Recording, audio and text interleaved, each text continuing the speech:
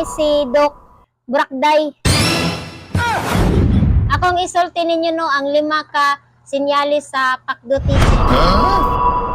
Mga sintomas sa pagdutism. Number 1. Oh my God. Kanunay bugat ang lawas.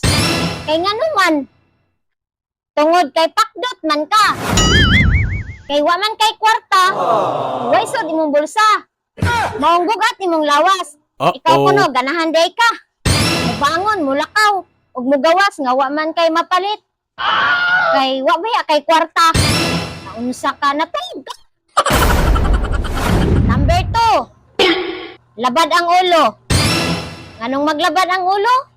Wa man kay kwarta, wa pa jud kay pangita. Kinsa man kunoy di maglabad ang ulo. Ana naunsa. Mindset ba? Mindset. Salit lang matulog.